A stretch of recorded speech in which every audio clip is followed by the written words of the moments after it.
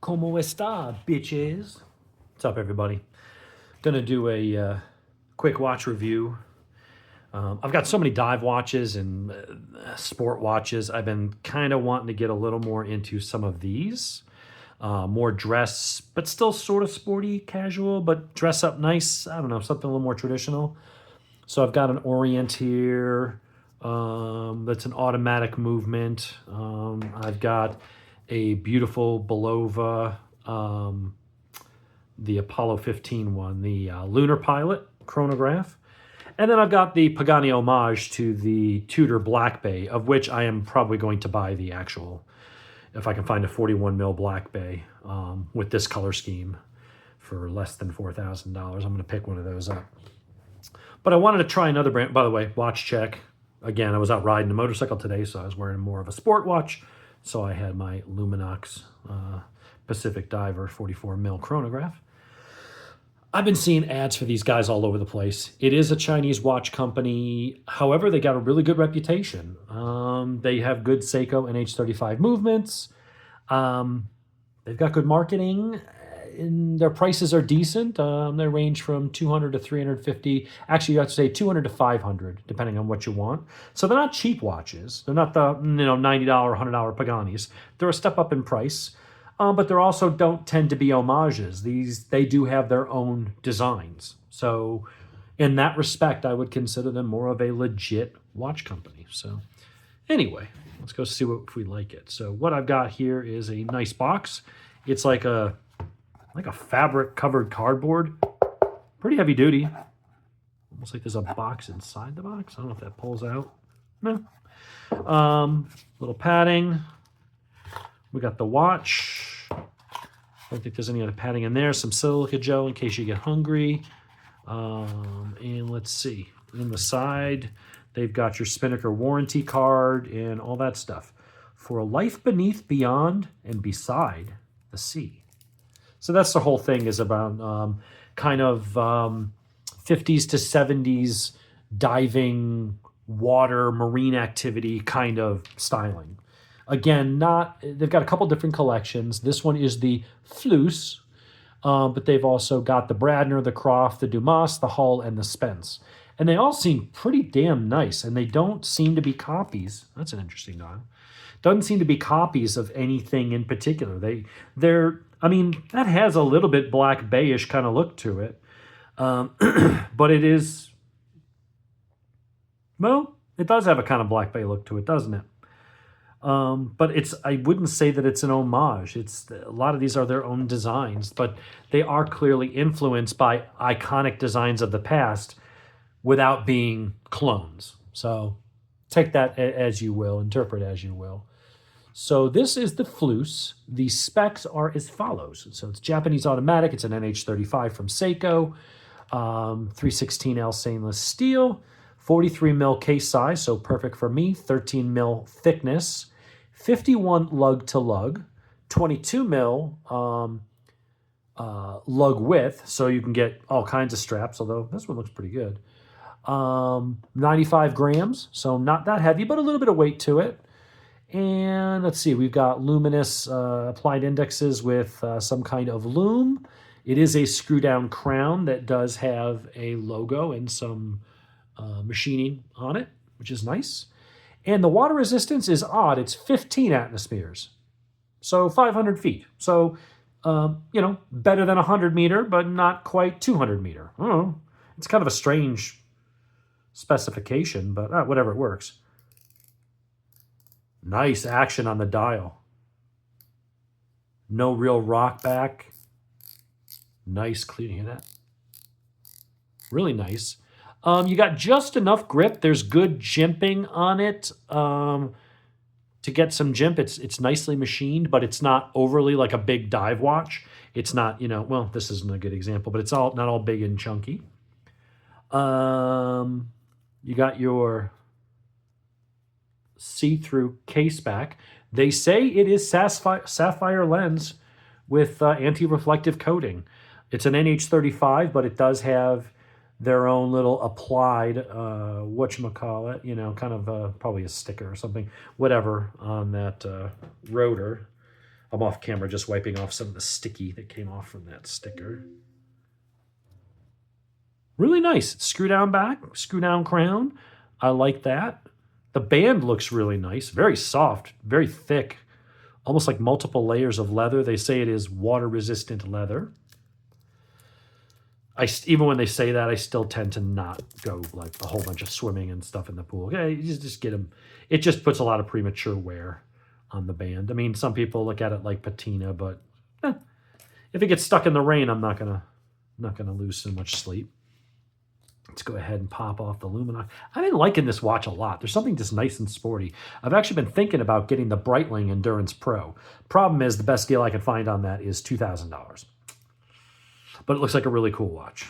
Anyway, back to the Fleuss. So, the Fleuss is named after, let's see, inspired by the golden age of the dive watch, the Fleuss is built with a nod to nostalgia. Utilizing the best in watchmaking techniques, it's a sturdy, ever-dependable timepiece that goes from beach to boardroom with ease. All right. I'll need that when I go to the boardroom. Let's see. Henry Fleuss is credited as the inventor of self-contained underwater breathing apparatus, also known as scuba. So you didn't know you're going to get a history lesson today. And that was back in 1878. This collection is inspired by his work, which opened up the world of undersea exploration. So this is a nod towards a 1950s vintage diver aesthetic, and they named it after the guy who is considered kind of the grandfather of scuba. So that's kind of cool. You got a slightly domed sapphire crystal, but not really domed. It doesn't really stick out the way the Pagani Black Bay does. But I guess, the more I'm looking at this, maybe there's a reason why my eye was drawn to this. It is very Black Bay-ish. The dials are completely different.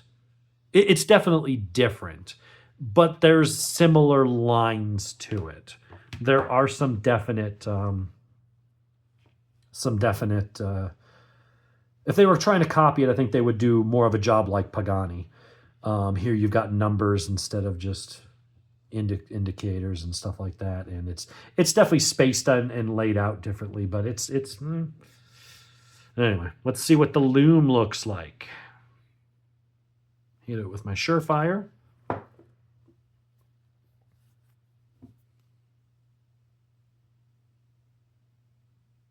UV light would be better. Loom is, it's not awesome. I think I don't even know. I mean, it's okay. It's better than that, but it's not as good as that, though. I wouldn't say the loom is very good at all. I mean, to me, it doesn't matter. Some people are all about the loom. For some reason, they think, you know what, I'm going to go to bed at 8:30 and I'm going to turn the lights off, and I need to be able to read that very quickly at 4:58 a.m.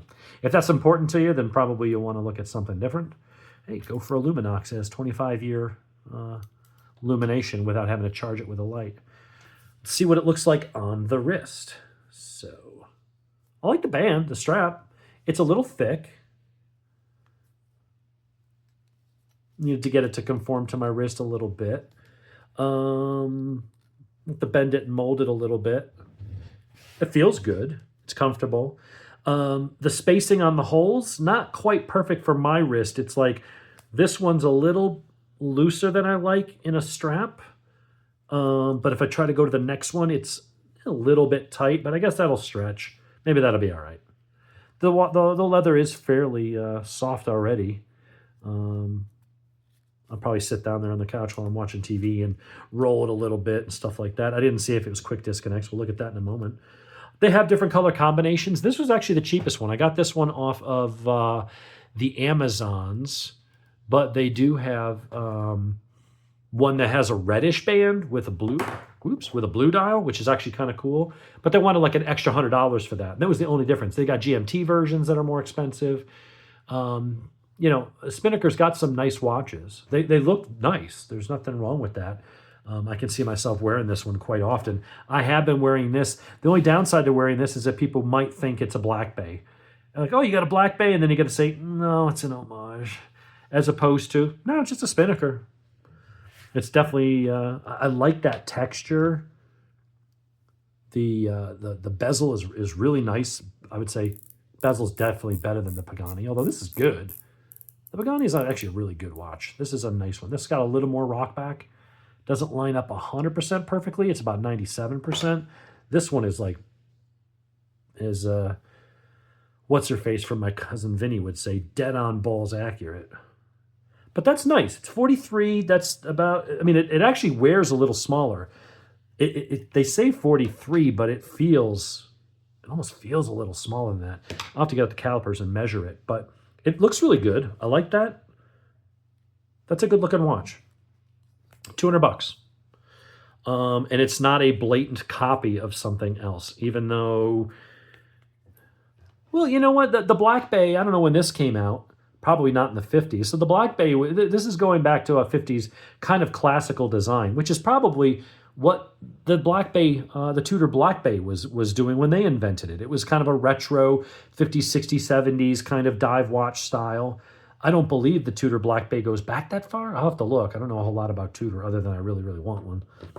But so it's probably less that this is borrowing design cues from this. It may be that they're both kind of following design cues of that bygone era where dive watches tended to look like that. So maybe that's where the similarity comes from. But again, people will draw their own conclusions. So anyway, it's about $180 cheaper than the Bulova. Now the Bulova is probably the better watch. Certainly easier to get serviced, has a nice story and history behind it, and you got a chronograph.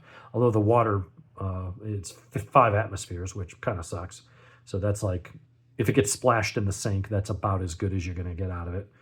But, if you don't have a lot of money to spend and you want something that doesn't have a weird name like Benyar or something, Spinnaker sounds European. Yeah, it's made in China. So's a lot of stuff. If that bothers you, then don't buy it. But, if you don't have $1,200 to spend on a Christopher Ward or, money to spend on a Tog or anything like that. Well, it looks like there's another. Is there another film on this? I thought it looked like it wasn't as clear as it could be. Oh, see, that's even nicer and cleaner and sparklier. Yeah, that's really good looking. This is a nice looking watch. For $200, I would not be embarrassed to wear that around the office or even around other people that are watch snobs. It's not a clone. It's just a nice looking watch. So hats off to them. Let me make sure we got no more plastic on here. I do that every once in a while. I realize I'm wearing a watch and it's still got some protective film. Looks like that's all off. Just nice and brushed. Matches that. This has got nice chamfers. It's brushed on that side, but then if you look close, you'll see that there are some edges there that are polished just to give it a little bit of sparkle. Just to give it a little bit of I don't know, it just breaks it up a little bit, gives you a little bit of contrast. It's just a little bit of extra finishing. The hands are nice. It's easy to read. I like that the dial has got this pebbled texture to it. I think that's a really good looking watch. So I'm all for it. Love it. So anyway, hope you guys enjoy, and we'll talk to you next time.